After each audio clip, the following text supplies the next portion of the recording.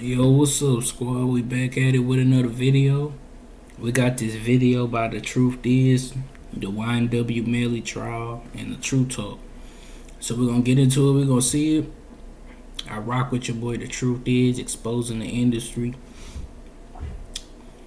Low key, all he need to do is show his face. He'll be solidified if he show his face, man. And I had this cartoon crap on here sometimes, man. But let's get into the video. Melly. Let's get right into it. The YNW Melly trial has been going on for the last couple weeks, and so much information has been revealed during the trial. What happened on that night is becoming more and more obvious, and the evidence is painting a clear picture of what happened to the young victims. To many at this point, it's appearing like YNW Melly is guilty, and it's hard to deny. Like I said in the last video I made, to me, it's obvious Melly is guilty of these crimes. We spoke about his music video for his song Murder on My Mind, and how the music video foreshadowed Melly's event. You know what I hate hearing? The motherfuckers on that law and crime video that's watching the trial, these dumbass reactors that's reacting to this shit, including that, including sometimes academics and all the motherfuckers, right? Bro, they all believe this motherfucker gonna get off. People literally over there spamming saying, oh, he gonna be free and shit like that. People on Twitter, man, all the motherfuckers that be sitting up there saying like this dude is innocent or something. Y'all all some degenerates, and y'all also fucking sheeps. How the fuck does the police know that? I swear some of y'all believe y'all really real life the police. Like y'all got y'all card, y'all went to law school, all that. Sometimes y'all think y'all better than the police at solving these cases, but y'all not. The police literally sit there and said that this dude was one that did it, and it was no way it was a stage drive-by. It was no way. They ain't find not one bullet fragment a mile away from where the crime had been committed. And nobody in the area seen no other car drive by. Bro, I'm telling you, this is my opinion. I don't give a fuck what nobody say. I'm gonna say what I want on my channel. This is my channel. This motherfucker is going to jail. He ain't getting free. Y'all motherfuckers wishing this dude to be free. He's not getting free. The police, bro, I'm telling you, the police got evidence on this dude. And y'all sitting up here saying, oh, they just gonna throw out the case because it's a mistrial. Nah, bro. I'm telling you. And I already see it. It's no way this dude just getting away with this shit scot-free. He's not getting away with it. And that's my opinion. Don't agree with me. Have your own fucking opinion. But I'm telling you, how come y'all blast the motherfuckers music that literally sit up here and said he got murder on his mind? Woke up in the morning, I got murdered, bro. Y'all motherfuckers is weird, bro. Especially you black motherfuckers. Honestly. Eventual ritual offering. Knowing what I know about the use of occult symbolism, I knew this video was connected to what happened that night. Many people believe that because this song was released before Melly's two friends were taken out, that it proves this song is not connected. The thing is, with the amount of occult symbolism in the music video, it clearly tells the story of what happened. Melly ritually offered his two close friends for several reasons. One of the main reasons is greed and manipulation.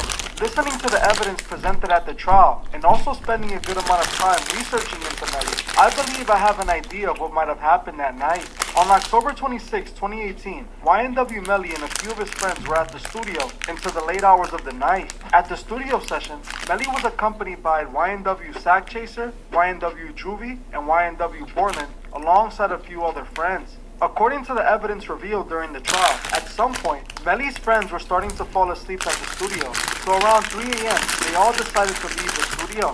Surveillance footage shows the group leaving the studio entrance and making their way to two separate vehicles.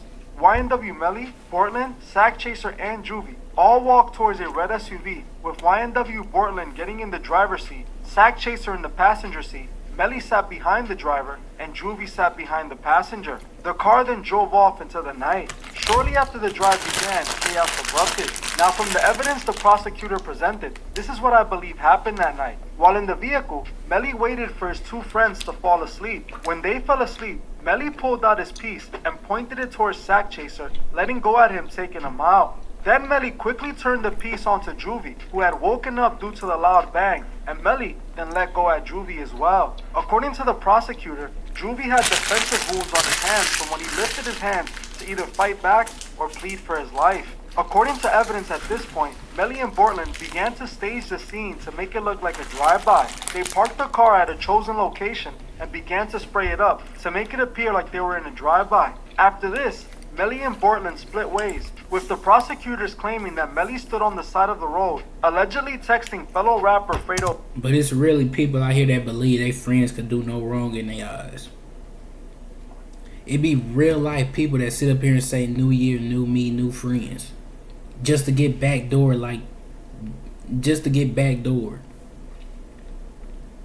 Imagine that shit. Bang, asking to be picked up. At the same time, Bortland was making his way to the hospital with the bodies. Hospital surveillance footage then shows Bortland arriving at the hospital in the same red SUV they all left the studio in. And it also shows Bortland running out of the car, running into the hospital, then quickly running out. In my opinion, the prosecution presented plenty of evidence that should prove Melly was at the very least lying about his involvement in all of this. See, the prosecution presented phone GPS location data. I believe he is lying. Yes, of course. That motherfucker is lying. Proving that Melly's phone was in the same area of the vehicle. They also showed the footage of Melly getting into the red SUV, which would put him in the car. They also revealed that the bullet trajectory evidence showed the incident all happened from within the vehicle. They also showed evidence proving that the victims were already gone by the time Melly and Bortland staged the drive-by. While all of this evidence seems to paint Melly as the obvious suspect. And you know what I hate the most? Some of you dumbass females, y'all sit up there and say, I love a dude that do this type of shit. Y'all females is scums to me, bro. I'm just keeping it real. Y'all just some fucking degenerates.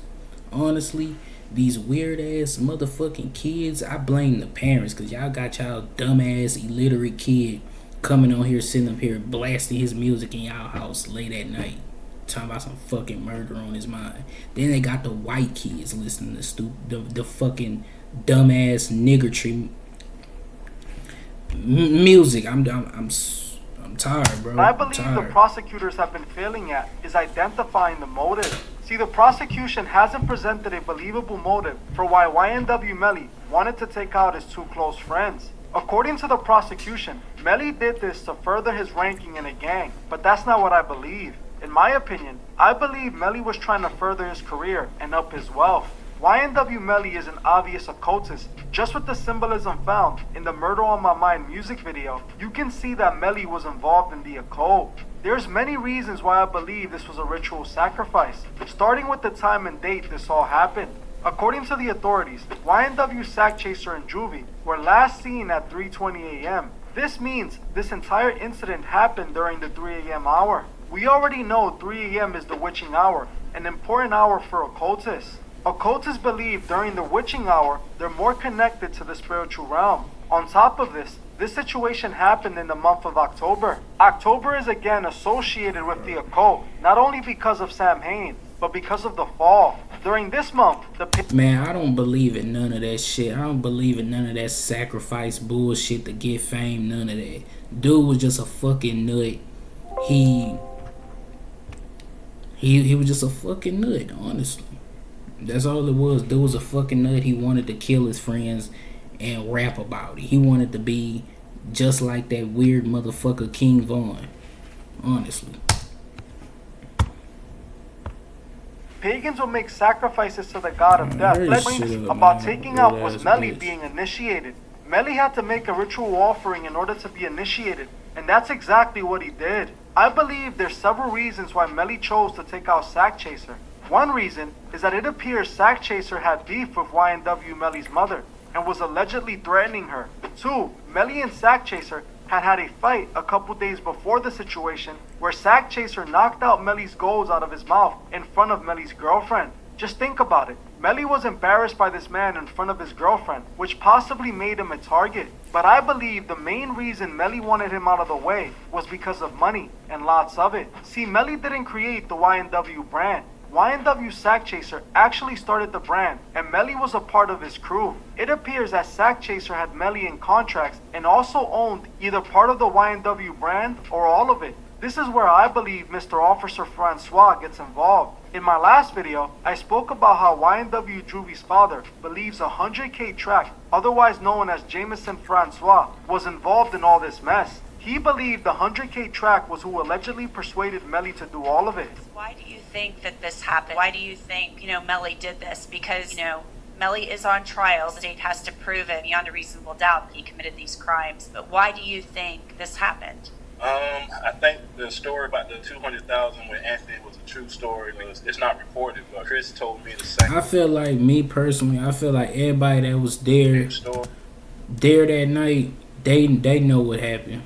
All them people that was there that night that was at that recording studio and they had left at the time that the murder had been committed, they all know what happened.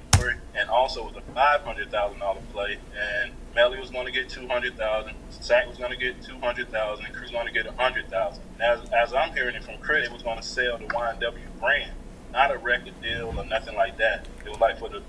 Hey, I'm done listening to this shit. Hey, yeah, this is the end of the video. They need to throw away the key, lock this dude up, give him the death penalty. Yeah, I'm out.